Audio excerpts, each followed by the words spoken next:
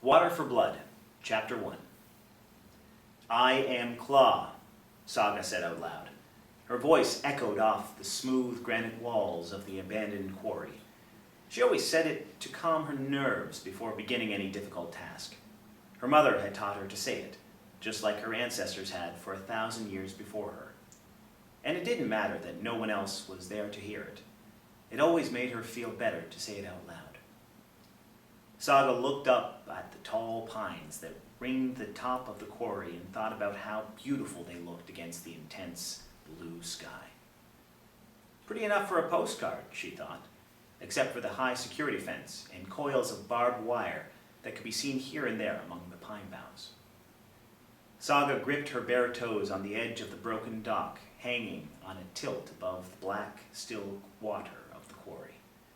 Saga's right big toe still throbbed in pain from the jagged splinter that she had pulled out of it a few days ago.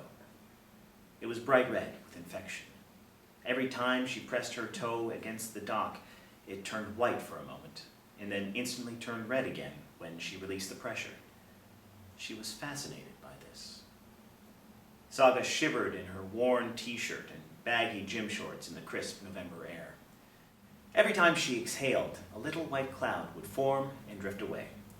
She heard the familiar howl of the distant wind rolling in from the North Atlantic as the waves hammered against the rocky shore of Harpoon Island. She turned her attention back to the water below. She could see her reflection. In a few days, she would turn 18. She was tall for an American woman, at 5 feet 10 inches, but not for a Claw. Claw Indians were typically tall and lean, and Saga was no exception. Her ancestors were a mix of American Indian pirates and Vikings. Her long, lean legs looked out of place in her baggy cotton gym shorts. She could barely make out the faded red cardinal printed on the shorts, some high school mascot. The shorts and shirt were hand-me-downs from the community. Her penetrating blue eyes were in stark contrast to her brown skin. Saga's long black hair was tied in a thick braid that ran down to the small of her back. She frowned momentarily at her silhouette in the water. She wished that she was built more like her younger sister Layla. Although they were only 11 months apart, they looked quite different.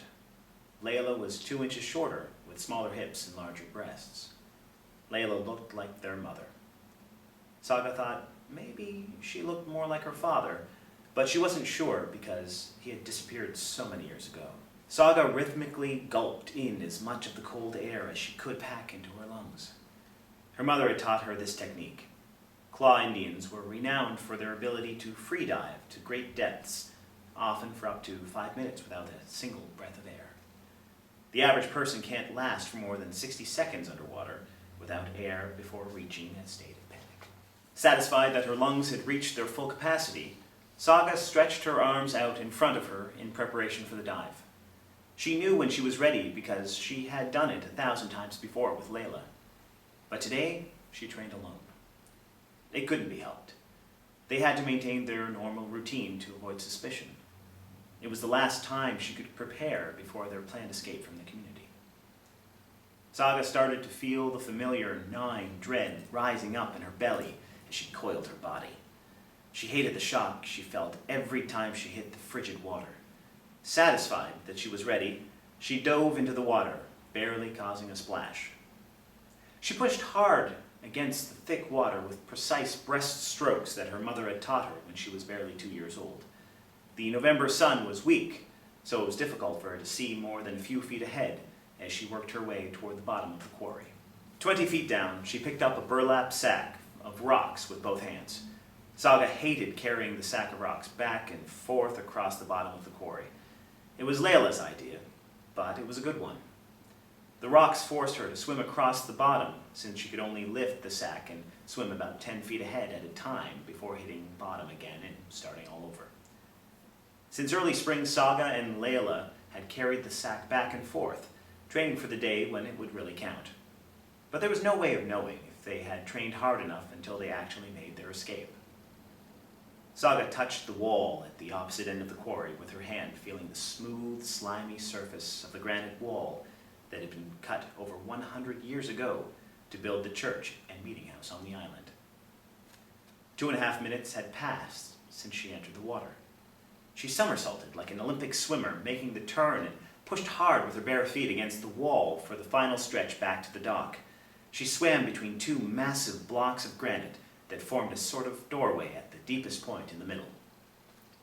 As she passed through the doorway, she was jolted by a violent tug on her head. Saga let go of the sack and instinctively brought her hands up her head.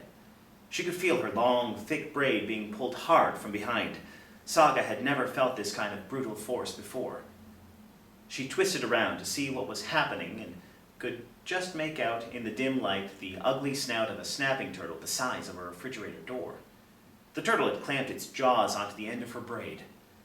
Saga impulsively pulled on the braid as hard as she could, but this caused the 200-pound snapping turtle to drag her down even deeper. Saga recognized the turtle instantly. Layla had nicknamed it T-Rex because of its prehistoric look and size. Snapping turtles do not attack humans on purpose, but if they confuse a body part with a fish, or a frog, or a snake, then, well, you're in big trouble. And to make matters worse, the jaw strength of a snapping turtle of this size was greater than any other animal in North America, including the alligator. Saga realized that she could not pull her braid free from its jaws. There was no way she could win this tug of war, and time was running out. She had been without a breath of air for 4 minutes now. She frantically groped in the muck for something sharp to cut her hair free, but there was nothing.